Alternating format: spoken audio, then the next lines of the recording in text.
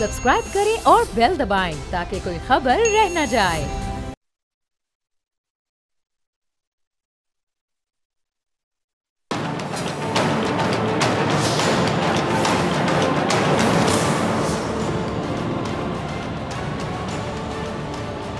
अस्सलाम वालेकुम, मैं हूं डॉक्टर फ़िज़ा ख़ान और मैं हूं पाकिस्तान। नाज़िर, पंजाबी की कहावत है कि पिंड अजे वसिया नहीं थे उचके पहले तैयार। मतलब अभी गांव आबाद नहीं हुआ और चोरों ने इसे लूटने की पहले से मनसूबाबंदी भी कर ली है। कुछ ऐसी सूरत हाल दहशत गर्दों के खिलाफ मुतवक्के फ़ौजी कार्रवाई की भी है। पूरा पाकिस्तान देख रहा है कि दहशत गर्द एक बार फिर से सर उठा रहे हैं और हर रोज़ कहीं ना कहीं अमन के ये दुश्मन सिक्योरिटी इदारों को निशाना बना रहे हैं। रोज़ शहादतें हो रही हैं और ऐसे में अगर इन अमन दुश्मनों को मुंह तोड़ जवाब ना दिया गया तो खुदा ना करे कि माजी में जैसे ये दरिंदे पूरे पाकिस्तान में आग और खून का खेल खेल रहे थे वैसे ही हालात फिर पैदा ना हो जाएं। अब इसलिए वक्त का तकाजा है, अहम तकाजा है, वक्त की ज़रूरत है, अवाम की अक्सरियत का मुतालिबा है। चीन, सऊदी अरब और मुत्तहिदा अरब अमारात जैसे दोस्त ममालिक का मशवरा भी यही है और यही हुकूमत का फ़ैसला भी है कि इन दरिंदों को इसी ज़बान में जवाब दिया जाए जिसे ये समझते हैं। और इसीलिए नाज़रीन, वज़ीर आज़म साहब की ज़ेर सदारत ये जो एपिक्स कमेटी में दहशत गर्दों के खिलाफ मुनज़्ज़म कार्रवाई का फ़ैसला किया गया ताकि अवाम की जान को महफूज बनाया जा सके, उनके माल की हिफाजत यकीनी बनाई जा सके। लेकिन अफसोस, सद अफसोस, बल्कि मैं तो कहूँगी कि शर्म से डूबने का मुकाम है कि साहब मामले पर भी कुछ जमातें सियासत करने से बाज नहीं आ रही हैं, विकेट के दोनों तरफ खेल रही हैं। ज़रा मुलाहिज़ा करें कि वज़ीर आला खैबर पख्तूनख्वा अली अमीन गंडापुर की कलाबाजियाँ जब गुज़िश्ता रोज़ नेशनल एक्शन प्लान की एपिक कमेटी का इजलास वज़ीर आज़म की सरबराही में हुआ जिसमें army chief general Asim Munir समेत तमाम स्टेक होल्डर्स ने शिरकत की, तो वहीं दूसरे जो वज़राए आला हैं उनके साथ अली अमीन गंडापुर साहब भी इजलास में शरीक हुए। अब इस इजलास में दहशत गर्दी से निमटने के लिए अज़्म इस्तेहकाम का मुत्तफ़िक़ का फ़ैसला किया गया। वहाँ तो मौसूफ़ ने ऑपरेशन की हिमायत की मगर बाद में साफ मुकर गए, कहते हैं कि जी अज़्म इस्तेहकाम का सिर्फ जिक्र हुआ था, फ़ैसला तो हुआ ही नहीं था। सुभान अल्लाह, क्या कहने, यही पहचान है इस पार्टी की। यू टर्न लेते हुए ज़रा भी देर नहीं लगाते हैं। अब क्या मतलब क्या कहें कि मतलब जैसा आपके बड़ों ने ट्रेंड सेट किया वैसे पैरोकार कह लें कि जैसा लीडर वैसे पैरोकार। अब मेरा बड़े अदब से गंडापुर साहब से सवाल है कि क्या इजलास में कोई कहानी सुनाने के लिए आपको बुलाया गया था कि आए आपको बचपन की कहानी सुनाते हैं? इजलास किस बात पर हुआ था? एपिक्स कमेटी बैठती जब है जब अहम मामलात पे फैसले करने होते हैं, कोई कहानियाँ तो सुनानी नहीं होती। और एक और सबूत ज़रा मुलाहिज़ा कीजिए कि कल कमेटी इजलास में गंडापुर साहब ने ऑपरेशन पर रजामंदी जाहिर की तो फिर इनकी अपनी जमात के जो सोशल मीडिया के वो जो शतुंगड़े हैं इनके खिलाफ मुतहरिक हो गए। अब शायद ये जो गंडापुर हैं इनसे मेरे ख्याल से शतुंगड़ों से बहुत ज़्यादा घबरा गए जो बाद में इनकार कर दिया। अब कितने अफसोस की बात है, कितने अफसोस का मुकाम है। अच्छा, कुछ अहम हक़ाइक़ हैं जिनका जिक्र करना यहाँ पे बेहद ज़रूरी है, ज़रा सुनिएगा। जैसे ऑपरेशन का फ़ैसला सामने आया है, इस मखसूस जमात के जो सोशल मीडिया शतुंगड़े हैं वो मुसलसल अवाम में गलत फहमियाँ पैदा करने में लगे हुए हैं, जो कि उनका एजेंडा भी है, उनका मिशन भी है। और आपको अच्छी तरीके से पता है कि सारा दिन ये शतुंगड़े सोशल मीडिया पर गलत फहमियाँ पैदा करते हैं, झूठ का मंजन और चूरन बेचते हैं। एक झूठ ये फैलाया जा रहा है कि ये कार्रवाइयाँ जो हैं ये सिर्फ पख्तूनख्वा में होंगी, जबकि हकीकत क्या है कि इसका जो दायरा कार है वो पूरे मुल्क में होगा। कान खोल कर सुन लें कि किसी एक सूबे में या किसी मखसूस इलाके में नहीं बल्कि पूरे मुल्क में होगा। बल्कि ये भी बताया गया है कि सरहद पार जो दहशत गर्द हैं उनके ठिकानों को भी ठिकाने लगाया जाएगा। विजन अज़म इस्तेहकाम में सिक्योरिटी फोर्सेस की इस्तेदार कार्ड में भी इजाफा किया जाएगा। जदीद आलात, बेहतर इंटेलिजेंस, मौसर डाटा की फराहमी, फोरेंसिक और की जो बेहतरीन सहूलियात हैं वो, बायोमेट्रिक्स का मौसर इस्तेमाल और गाड़ियों के रजिस्ट्रेशन की पड़ताल जैसे जो इकदाम हैं वो बॉर्डर मैनेजमेंट के निज़ाम में बेहतरी और ये हैं फ़वाइद जो इस मुनज़्ज़म कार्रवाई से हासिल होंगे। अब आप ज़रा मुझे बता दें कि इससे मुल्क का फ़ायदा होगा या नहीं होगा, लेकिन इन लोगों को समझ नहीं आ रही है। अब एक तरफ इजलास में बैठ कर हामी भरता है और दूसरी तरफ जो पार्लिमान में और मीडिया पर जो पीटीआई रहनुमा है वो अज़म इस्तेहकाम की मुखालफत करते हैं। दरअसल मसला है कि ये जो खुद एक आप समझ लें कि पेज पर नहीं है कि आखिर करना क्या है, खुद ये यहाँ से क्लियर नहीं है लेकिन हुकूमत और अफवाज एक पेज पर हैं और क्लियर हैं बिल्कुल कि इस बार दहशत गर्दों को हरगिज़ नहीं छोड़ा जाएगा, नहीं छोड़ा जाएगा। और अब तो वज़ीर आज़म ने काबीना के रूबरू जो मज़ीद वजाहत है वो भी कर दी है कि इस हवाले से जो फैलाई जाने वाली जितनी भी सारी बातें हैं वो गलत हैं, बेबुनियाद है, झूठा प्रोपोगेंडा है। और उम्मीद है कि अब वो सारी अफवाह जो फैक्ट्री हैं वो बंद हो जाएंगी, जो विजन अज़म इस्तेकाम को ऑपरेशन बताकर अपना चूरन, अपना मंजन, झूठ बेचे। अच्छा, सियासत चमकाने के लिए या इंतशार फैलाने के मिशन पर ये जो लोग हैं, इसी विजन के तहत अगर हम देखें तो इस्तेकाम आएगा। ये लोग कितनी भी तनकीद कर लें, इनका झूठ का नहीं बिकेगा, बल्कि जो इनका इंतशार का चलन है अब ये ख़त्म हो जाएगा और इस विजन के तहत इंशाल्लाह इस्तेकाम आएगा। अच्छा, हम आगे बढ़ते हैं जी। कौमी असम्बली में ये जो बजट पर बहस चली है, तो हर हुकूमत की तरह इस हुकूमत का भी दावा ये रहा है कि जी मौजूदा जो मुश्किल तरीन हालात हैं उसमें इससे बेहतर बजट नहीं पेश किया जा सकता था। अच्छा, मैं इस बयान पर, इस मौक़िफ़ पर बिल्कुल हैरान नहीं हूँ। मुझे हैरत हुई तो हुकूमती इत्तेहादियों की जो बड़ी बड़ी तकारीरें उन पर हुई। उन्हें सुनकर पता ही नहीं चलता था कि ये हुकूमती इत्तेहादी हैं या फिर अपोजिशन रहनुमा की हुकूमत के ख़िलाफ़ ये शोला बयानी। जिससे पीपल्स पार्टी ने बजट पर हुकूमत को खूब आड़े हाथों लिया, आपने सुना होगा। पहली बार कौमी असम्बली का रुकन बनने वाली जो आसिफा भुट्टो जरदारी साहिब हैं, उन्होंने कौमी असम्बली में अपने पहले खिताब में क्या कहा कि ये वफाकी बजट अवाम की नुमाइंदगी नहीं करता है। अब मैं पूछना चाहती हूँ कि पाकिस्तान के लोग इस अवाम दुश्मन बजट के मुस्तहिक हैं। अच्छा, तो शाज़िया मरी साहिबा का क्या शिकवा था वो भी ज़रा सुन लें। वो ही कहती हैं कि जी पीपल्स पार्टी को बजट में सहूलत ना दें लेकिन अवाम को तो रिलीफ फराम करें। शाज़िया मरी के बकौल क्योंकि ये बजट बिलावल भुट्टो की रहनुमाई में नहीं बना, इसलिए जो सैलरी क्लास है उसको रगड़ा लगाया गया। लेकिन आज वही बिलावल भुट्टो जरदारी साहब कौमी असम्बली में खड़े होकर बजट पर मशवरे भी दें, फिर वज़ीर ख़जाना का शुक्रिया भी अदा करें और फिर बजट पास कराने के लिए हुकूमत का साथ देने का इंदिया भी दें। समझ से बाहर है ना। बिलावल साहब, मेरा आपसे छोटा सा एक सवाल है, आज जजाना सा सवाल कह लें। पहले बजट में क्या नक्स था जो पीपल्स पार्टी मुखालफत कर रही थी और अब बजट में कौन सी ऐसी तब्दीली या तरमीम हो गई है जो अब ये आपको बेहतर लग रहा है और काबिल कबूल लग रहा है? हुकूमत की जो दूसरी इत्तेहादी MQM है, उसके मुस्तफ़ा कमाल साहब के कहते हैं, ज़रा ये भी सुन लीजिए। वो कहते हैं कि जी वो सूद की वजह से बजट पास कराने के लिए वोट नहीं देंगे। लेकिन मैं आपको सच बताऊँ, ये भी सब जो सियासी बयानबाजी नहीं होती, ये वही साबित होगी। आप देख लीजिएगा, जब ये बजट पेश किया जा रहा था तो पीपल्स पार्टी ने इजलास में शिरकत नहीं की थी, आपको याद होगा, मगर अब हिमायत का फैसला कर ले। आगे देख लीजिएगा, MQM जो है वो भी ये सब कुछ करेगी। ये मुखालिफाना जो बयानबाजियाँ हैं ना, ये अब पॉइंट स्कोरिंग से बढ़कर कुछ नहीं है। अवाम ये बात बहुत अच्छे तरीके से समझ गई है। इसीलिए जब बजट पास कराने का मरहला आएगा तो आप ये बात लिख लें कि ये सब हुकूमती इत्तेहादी अच्छे चंगे बच्चों की तरह बजट पास करवा लेंगे। अब इस पर सहाफ़ी और मीडिया वाले जब हुकूमती इत्तेहादियों को उनके दावे बयानात याद करवाएंगे, याद दिलाएंगे, तो फिर ये क्या जवाब देंगे, ये भी ज़रा मैं आपको बता देती हूँ। इनका जवाब होगा क्या? इनका जवाब ये होगा कि बजट को पास करवाने के लिए हुकूमत की हिमायत का फ़ैसला हमने दिल पे भारी पत्थर रख कर मुल्क की मुफाद में किया, बल्कि मुल्क के वसी तर मुफाद में किया। आप देख लीजिएगा, लिख लीजिएगा कि ऐसा ही होगा। अच्छा, आगे चलते हैं। 2 दिन से जो सुप्रीम कोर्ट में मखसूस नशिस्तों का मामला है, उस पर अहम केस की समाअत हो रही है और ये केस इसलिए बड़ा अहम है, अहमियत का हामिल है कि इस पर पाकिस्तान की जो सियासत है उसका दारोमदार है। अदालत के सामने सवाल ये है कि इंतखाबात में जो आज़ाद हैसियत में हिस्सा लेने वाले और जीतने वाले PTI के रहनुमाओं की मखसूस नशिस्तें किसको मिलेंगी? तहरीक इंसाफ को, सुन्नी इत्तेहाद कौंसिल को, या फिर इनके सिवा बाकी जो सियासी जमातें उनको मिलेंगी?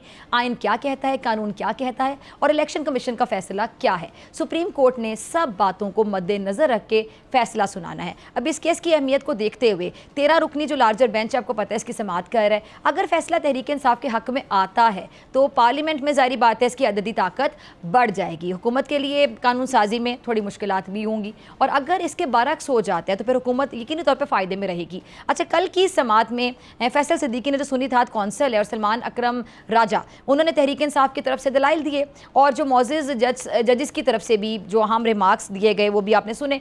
चीफ जस्टिस ऑफ पाकिस्तान काजी फाइज़ साहब ने दरियाफ्त किया कि जी PTI अगर अब भी एक पॉलिटिकल पार्टी के वजूद रखती है तो उन्होंने दूसरी जमात में आखिर शमूलियत इख्तियार क्यों की? अगर इस दलील को दुरुस्त मान लिया जाए तो आपने जो दूसरी जमात है उसमें शमूलियत इख्तियार करके ख़ुदकुशी क्यों की? और चीफ जस्टिस साहब का ये भी कहना था कि जी पीटीआई ने इंतखाबात रुकवाने की भी कोशिश की और इमरान खान बतौर वज़ीर आज़म भी इलेक्शन कमीशन पर असरअंदाज हो रहे थे। अच्छा, जस्टिस जमाल मंदोखेल साहब ने कहा था कि जी जिन्होंने इलेक्शन लड़ने की जहमत ही नहीं की उन्हें क्यों मखसूस नशिस्तें दी जाएँ। आज भी चीफ जस्टिस साहब का ये कहना था कि जी आइन मुकद्दस है और इस पर अमल करना ऑप्शन नहीं बल्कि लाजमी है। और अब तक की कार्रवाई, वकला के जो दलाइल हैं और जजेस के रिमार्क्स हैं, उनको देखते हुए ये मामला अब किस तरफ जाएगा, फ़ैसला क्या आएगा, इस पर यकीनी तौर पे मुल्क की सियासत का दारार है। नाज़रीन, आपसे मुलाकात होगी ब्रेक के बाद।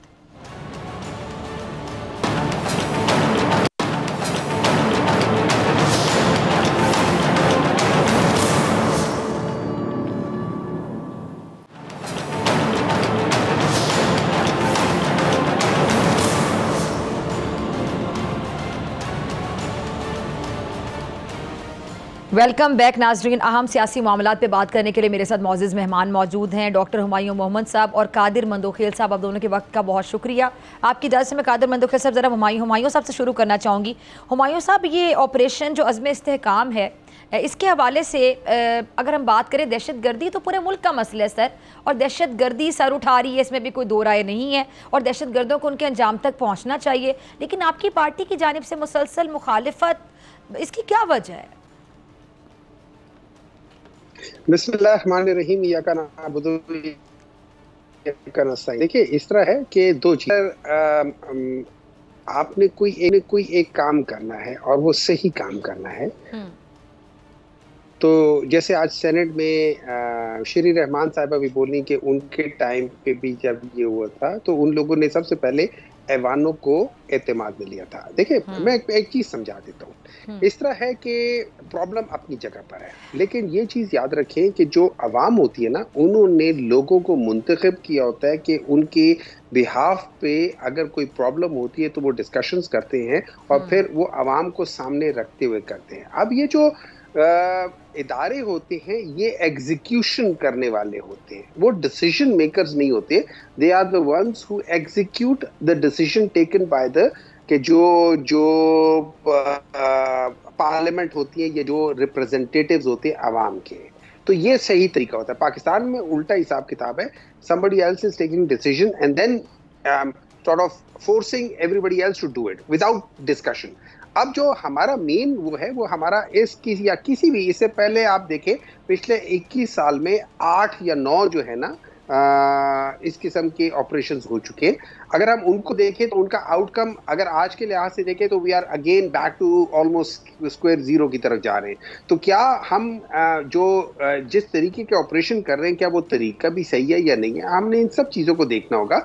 अब उसके लिहाज से तरीका क्या होना चाहिए आपके मुताबिक, और इस तरीके में नहीं, ये तो देखिए डिस्कशंस में आती है ना, ये सारी चीजें डिस्कशन में आती है। लेकिन देखिए, कल एक प्रोग्राम में और राना सनाउल्लाह साहब ने एक बात करके ना लोगों के दिलों में एक और बहुत बड़ा शक पैदा कर दिया है। उनका एक रिमार्क्स था, वो था कि ये जो इस्तेहकाम के जो अभी वो कर रहे हैं, उस लिहाज से ऑपरेशन जो है उसमें ऐसे भी लोग हैं जो कि अदम इस्तेहकाम पैदा करते हैं, excluding the Talib, excluding the TTP, excluding the terrorist, ठीक है, उनको भी इसमें हमने लेकर आना कर। अब ये चीज़ एक ऐसा सवाल करती है, और ये याद रखें कि अगर आप राना सनाउल्लाह के को चले जाए 1.5-2 साल पहले चले जाए तो 2022 के अप्रैल मई में उन्होंने कहा था कि इमरान खान या वो रहेंगे या हम रहेंगे, और हम किसी भी हद तक जा सकते हैं इमरान खान को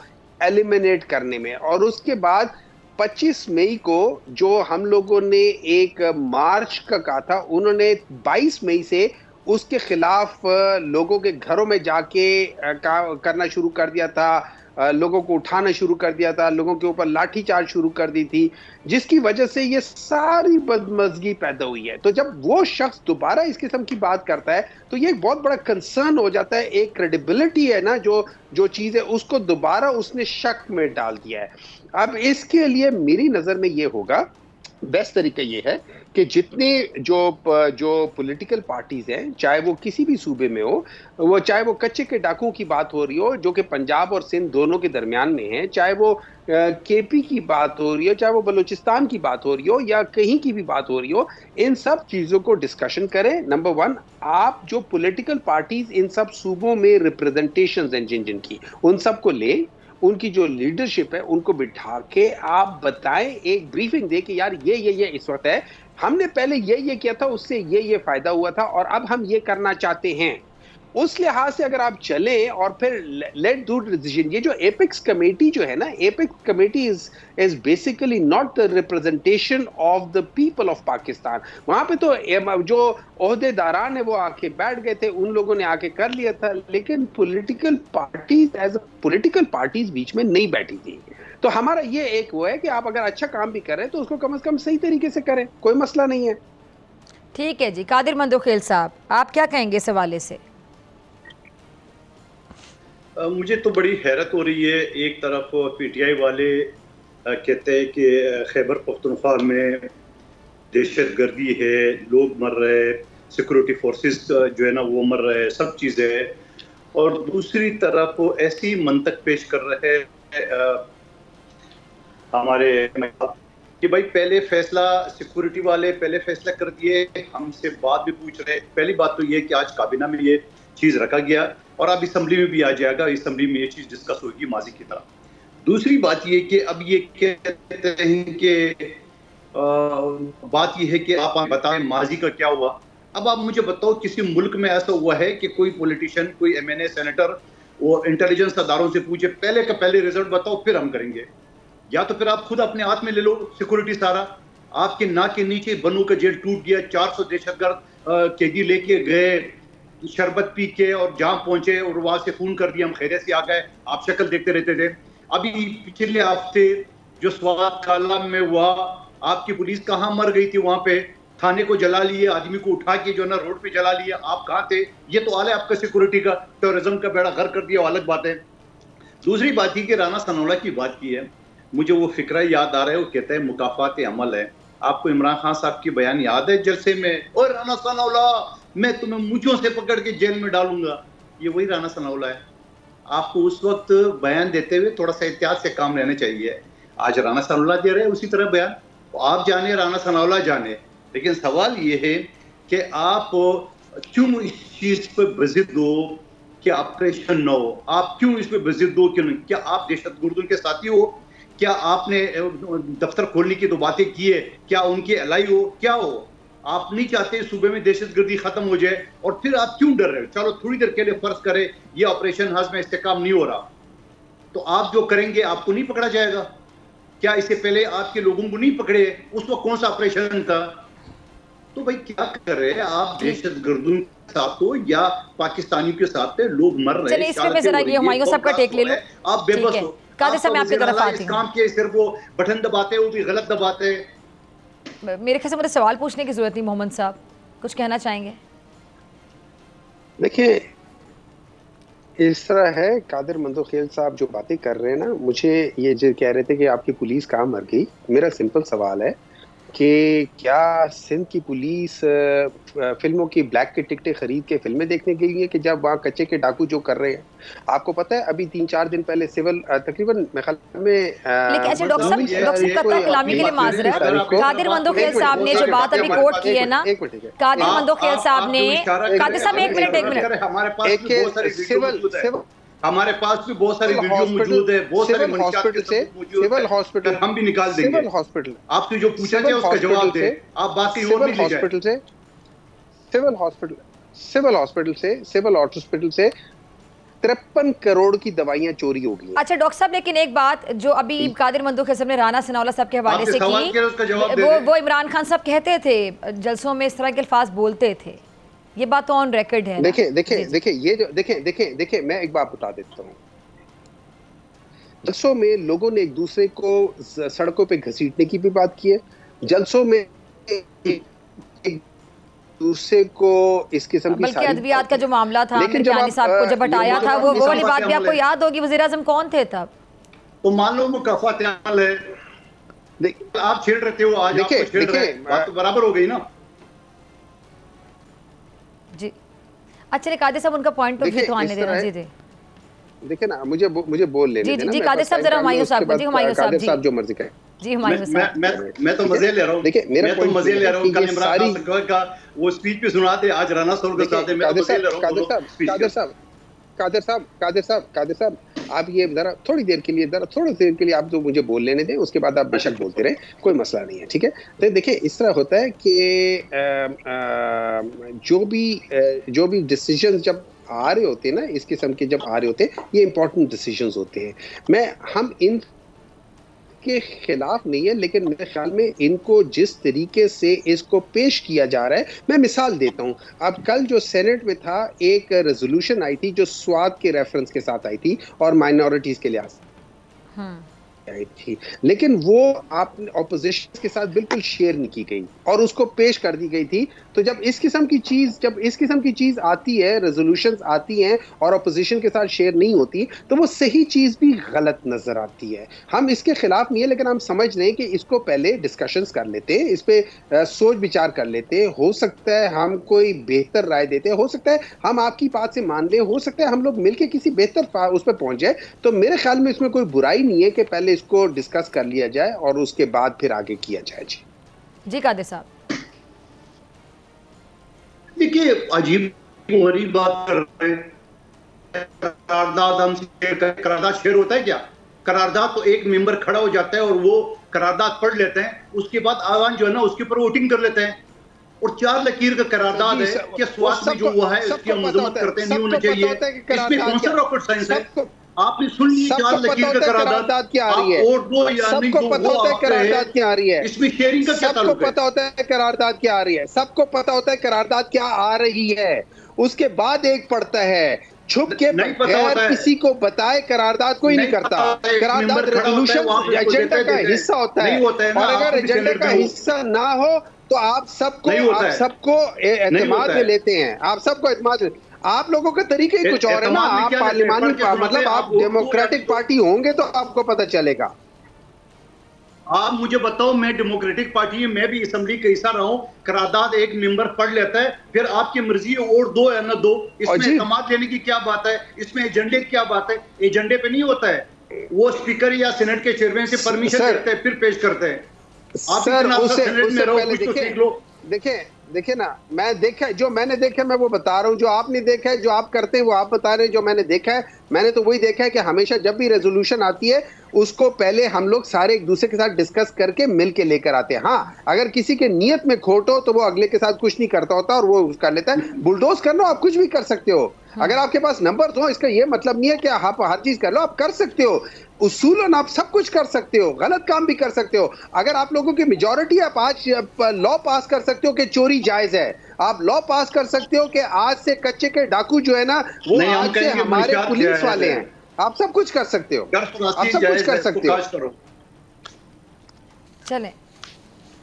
चलें हुमायूं साहब, आपने चूंकि रिक्वेस्ट की थी कि आपके पास वक्त की कमी है तो आपको जाना है, आपका बहुत शुक्रिया। के बाद मंदू खेल साहब ज्वाइन करेंगे, कंटिन्यू करेंगे और उनके साथ हमारे साथ मौजूद होंगे PMLN से नासिर भट्ट साहब, ब्रेक के बाद।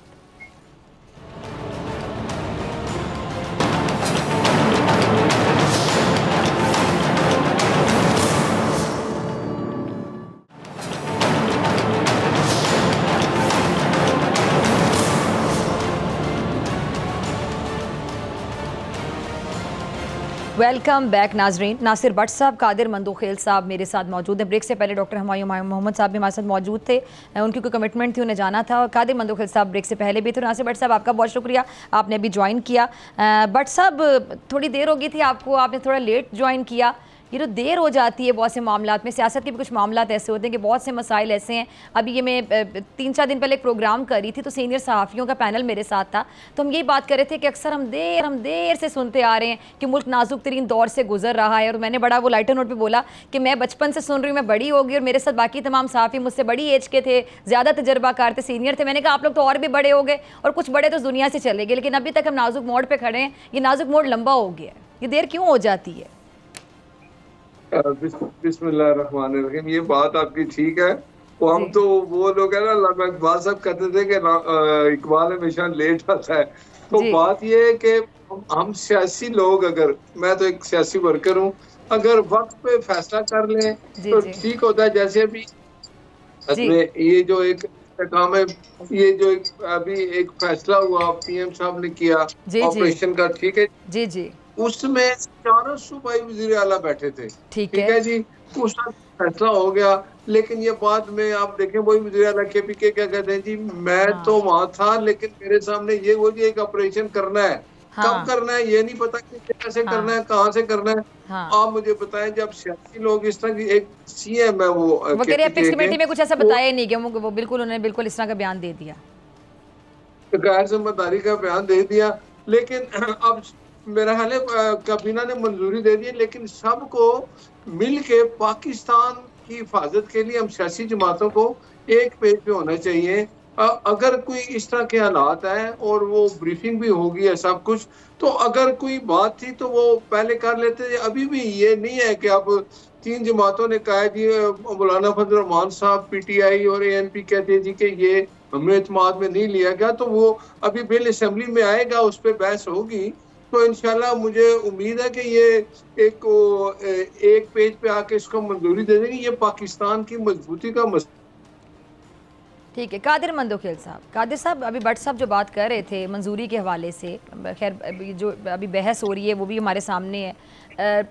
एक तरफ पीपल्स पार्टी जिस दिन बजट आया था उस दिन में मुझे याद है जब आप लोग नाराज़ थे, फिर आप लोगों को मनाया गया, फिर मामला तय पाए, उससे भी खैर एक अच्छा तासुर तो नहीं गया सर। बहुत से लोग अभी तक तनकीद भी कर रहे हैं और आप लोग सुन भी रहे होंगे, आप उनको जवाब भी दे रहे होंगे। अब तकारीर में भी, वैसे भी शोला बयानी में भी बहुत से सियासतदान हम देखते हैं कि एक चीज़ पे तनकीद भी कर जाते हैं लेकिन कहीं ना कहीं उस चीज़ को सपोर्ट भी कर जाते हैं कि दरमियानी रास्ता जो लिया जाता है ये स्मार्ट मूव होता है। क्या फ़ायदा होता है इसका? बात ये डॉक्टर फिजा, मैं आपको एक बात बताऊं, जब वज़ीर आज़म साहब खुद असम्बली में खिताब में ये फरमाते हैं कि हम IMF के साथ मिल के ये बजट बनाए, फिर उसके आगे क्या रह जाता है? वही वादे जो पहले दिए थे। अब आप मुझे बता दो, एक चीज़ तो अच्छा हुआ, बेनज़ीर इनकम सपोर्ट पे जो फंड है उसको बढ़ाया, स्टेशनरी के ऊपर जो टैक्स था उसको वापस लिए गया, और उसके अलावा कट मोशन के ज़रिए हम मज़ीद तजावीज़ देंगे। लेकिन आप बता दें कि हमारी जगह पे बैठ के जब वज़ीर आज़म खुद बेबस होकर IMF की बात कर रहे हैं तो हम क्या करेंगे? PTI वाले है वो तो न 3 में न 13 में, अब हम क्या करें? नहीं सपोर्ट करेंगे तो ये हुकूमत पाकिस्तान चलेगा, ये हुकूमत नहीं चल सकेगा, खत्म हो जाएगी ये बात। तो हमारी यानी आप लोग मजबूरी में इसको सपोर्ट करेंगे, मतलब आप लोग इससे इस तरह बरियो जमा हो जाएंगे। आप कह रहे हैं कि ना हम 3 में ना 13 में, और हुकूमत नहीं, मतलब सर ये मौक़िफ़ मुझे समझ नहीं आता ना। जब ये हुकूमत बनी तब भी आपने कहा कि हम हमारे पास तो वज़ारत ही नहीं, आसपास साहब ने भी खुलकर तनकीद की इस पर। मुझे समझ नहीं आ रही कि आप ये कह रहे हैं हम 3 में ना 13 में, लेकिन मजबूरी में बस अब करेंगे। ये बड़ा आसान जवाब है। अच्छा, आप हमारी जगह पे बैठ के बताओ क्या करें? मैं आपकी जगह पर अगर बैठती तो मैं फिर खुलकर ऑन करती, देखिए मैं फिर खुलकर ऑन करती कि हाँ मैं जगह पे बैठी हूं, मैं ये कर रही हूं। देखो रियलिटी या फिर मैं इधर होती या मैं इधर होती। आप बताएं, हमारी जगह पे बैठ के एक बात मैं दो जगह ऐसी हुकूमत को हम सपोर्ट कर रहे हैं जो खुद बेबस है, खुद कहते हैं IMF के साथ मिलकर हमने बजट बनाया, उसके बाद क्या रह जाता है? अगर हम उसके इत्यादी होते तो हमसे मशवरा करते। देखा जाए, चले भट्ट साहब, हमने खुद नहीं बनाया, भट्ट साहब बात देखें, ये देखिए भट्ट साहब, ये अभी मंदोखेल साहब ने बड़े स्मार्ट जवाब दिए। उन्होंने कहा कि मुशावरत भी नहीं की, हम ना 3 में ना 13 में, हम मजबूरी में सपोर्ट कर रहे हैं। ये तो मतलब वो सही भी। थोड़ी देर पहले आपको पता है, ब्रेक से पहले मंदोखेल साहब कह रहे थे कि मैं बड़े मजे में हूँ। मंदोखेल साहब बातें सुन रहे थे, वहीं मोहम्मद साहब कहते हैं मैं मजे में हूँ। तो ये तो वही वाली बात होगी कि पीपल्स पार्टी मजे में है। देखिए, पीपल्स पार्टी, मुस्लिम लीग नून और MKM ने मिलकर हुकूमत बनाई है। हर काम पे हम तीनों मुशावरत से चलते हैं। इनका वज़ीर आला है पंजाब में, KPK में इनका वज़ीर आला है, सदर पाकिस्तान जो है वो आसिफ अली जरदारी साहब हैं। तो आप मुझे बताएं, अभी मैंने आपको पहले भी अगर आप मेरा क्लिप निकालें तो मैंने कहा था कि बजट के बाद पीपल्स पार्टी हमारे साथ वजारतें भी लेगी और उनको लेनी भी चाहिए, क्योंकि हमारी जिम्मेदारी है। और ये कह देना जी कि नहीं हम इनको सपोर्ट कर रहे हैं पीपल्स पार्टी को, वो हमें कर रही है, ये हम हुकूमत में है, हुकूमत का हम एक हिस्सा है, ये जिम्मेदारी तो हमें लेनी पड़ेगी कि हम जो कुछ हम इस इस्लाहात करेंगे या जो कुछ भी कर रहे हैं वो तीनों जमातें मिल के कर रही है, मुशावरत हो रही है। अब मुझे नहीं पता कि मुदख्खिल साहब ये क्यों कह रहे हैं कि हम इनका साथ दे रहे हैं। आप हमारे साथ शामिल हैं, हम हुकूमत हमने मिल के बनाई है, आपका मंशूर हो रहा है, हमारा मंशूर हो रहा है, लेकिन जो हालात पाकिस्तान के हैं, जो इस वक्त अवाम की हालत है, उसकी मईशत को मजबूत करने के लिए अगर हम तीनों ने मिल के एक हुकूमत बनाई तो ठीक है। अच्छा सर दूसरा ही बताएं नासिर भट्ट साहब, मुझे ये चीज़ समझ नहीं आ रही कि नून लीग के बहुत से लोग जो बयान दे रहे हैं, पहले शायद नवासी साहब थे, उनके बयान आ रहे थे, फिर उन्होंने नई पार्टी का कह दिया, उसके साथ हमने मिफ्ता इस्माइल साहब को देखा, वो भी नाराज़ थे, नालां थे, खुलकर तनकीद कर रहे थे। अब मोहम्मद ज़ुबैर साहब, उनके भी बयान आना शुरू हो गए हैं। तो ये पार्टी के अंदर इतने डिफरेंसेस जो आ गए हैं, ये आपकी पार्टी किसी मुश्किल से तो दो चार होने को नहीं जा रही आगे। फिर दूसरा, शायद के नवासी साहब ने नवाज शरीफ साहब को भी दावत दे दी ना कि वो भी आके उनकी पार्टी ज्वाइन कर सकते हैं। क्या करवाएंगे वो नवाज शरीफ साहब से? अगर वो पार्टी ज्वाइन कर लेंगे तो नवाज शरीफ साहब का क्या किरदार होगा इस पार्टी में? मुझे नहीं समझ आती कि मिफ्ता इस्माइल है या शायद खान अब्बासी साहब है। जुबैर साहब को तो ये शुक्र अदा करना चाहिए कि वो गवर्नर बन गए थे। एक भाई पीटीआई में था, एक हमारे साथ था। अब मुझे नहीं पता जुबैर साहब किसके रास्ते पे चल रहे हैं। वही उनको ये बात तो सोचनी चाहिए कि अगर मैं ये कह रहा हूँ, मैं लंदन में 4 साल रहा हूँ, मैंने कभी भी नहीं देखा कि बाजवे के साथ मियाँ साहब कभी मुलाकात इधर लंदन में आए हो। मियाँ साहब तो उनके खिलाफ बोलते थे। 2 बंदे थे, एक था अपना बाजवा, दूसरा फैज। उन्होंने तकरीर में कहा था कि ये 2 बंदे इंडिविजुअल जिम्मेदार हैं जो कुछ पाकिस्तान में हुए, आज हम जिस हालत में है। तो जुबैर साहब की बात का मैं क्या जवाब दूं उनको? तो ये कभी मुझे नहीं समझ आती। वो तो अपने इलाके के एमएनए का इलेक्शन ही लड़ सकते हैं, और उनको अगर पार्टी ने गवर्नर बना दिया सिंध का, उनको इज्जत दी, तो उनको ऐसी बातें नहीं करनी चाहिए। मुझे नहीं ख्याल कि वो जुबैर साहब अपनी सही हालत में है या वो इस तरह की बातें करके वो एक मिनट आप कह रहे हो, एक मिनट सर, आपने बड़ी बात कर दी। आपने कहा कि आपको नहीं लगता कि जुबैर साहब अपनी सही हालत में, मतलब ये है कि इस तरह के जब बंदा बौखला जाता है तो इस तरह के बयान देता है ना। आप मुझे बताएं ये इनका क्या बयान है कि लंदन वो मौजूद थे, वो इधर आए थे, अब उन्होंने अपने पास से कह दिया कि बाजवा साहब की मियां साहब से इधर मुलाकात। मतलब आपकी बात जो समझ मुझे आ रही है, नाजरीन को भी शायद ये समझ रहा है, कहना चाह रहे हैं कि वो मतलब सही हालत में नहीं है, बुखलाहट का शिकार है। मतलब मेरी बात को समझे, मैं ये सही हालत आप पता नहीं किस तरह लेके, मैं ये कह रहा हूँ कि वो बुखलाहट का बड़ा शिकार होता है ना, तो अजीब से बयान देता है कि वो नहीं। तो बुखलाहट का शिकार क्यों है? देखें, एक सीनियर, आपकी पार्टी के एक सीनियर रहनुमा बुखलाहट का शिकार क्यों है? अब यही तो मैं आपसे कह रहा हूँ ना कि उन्होंने ऐसा बयान क्यों दे दिया। या तो वो कहना मैं खुद मौजूद था, मैं वहां लंदन में गया, मैं लंदन में रह रहा हूँ, मैंने तो ऐसे कभी देखा ही नहीं। मियाँ साहब तो बाजवा और फैज के मुतालिक जो बात करते थे उनसे उन्होंने हमेशा कहा कि ये 2 लोग जिम्मेदार हैं आज पाकिस्तान जिस हालत में है, एक चलती हुकूमत को खत्म किया। तो आप मुझे बताएं कि वो, अब मैं कैसे उनको ये बताऊं, समझाऊं कि भाई आप ये जो बात कर रहे हैं, आपके पास अगर प्रूफ है तो बताएं। लेकिन ये 100% जो है ना, वो जिस तरह का बंदा बयान नहीं दे देता कि अपने अहमियत होती है कि चलो मैं 2 दिन टीवी पे आ जाऊंगा, मेरी लोग बात सुनेंगे, इस तरह की कोई हकीकत नहीं। के बाजवा, यानी आप ये कहना चाह रहे हैं कि जुबैर साहब इस तरह के बयान देके अटेंशन सीख कर रहे हैं? जी, बस उनका ये है। तो मुझे नहीं, आप उनको घर बैठ जाने चाहिए खामोशी से कि इस तरह के बयान देने का उनको क्या। एक भाई उधर है, एक इधर है, आप खुद सोचेंगे वो बयान देके क्या हासिल करना चाहते हैं। वो उनका एक भाई वो भी था जो पीटीआई में था, असद उमर, वो भी मेरा ख्याल नहीं है। तो एक भाई इधर था, उधर था। अगर उनको इज्जत मिली थी, उनको गवर्नर बनाया था, तो उनको ऐसे बयान दे के मुझे नहीं पता कि इज्जत मिल रही है कि नहीं मिल रही। ठीक है जी, चलें जी, बहुत शुक्रिया सर आपके वक्त का, और कादिर मंदूखेल साहब शुक्रिया। और नाज़रीन, इसी के साथ मुझे दीजिए इजाज़त। आपसे मुलाकात होगी इंशाल्लाह कल सेम टाइम सेम चैनल। अगर ज़िंदगी ने वफ़ा की, दुआओं में याद रखिएगा, अपना बहुत ख्याल रखिएगा। अल्लाह निगहबान।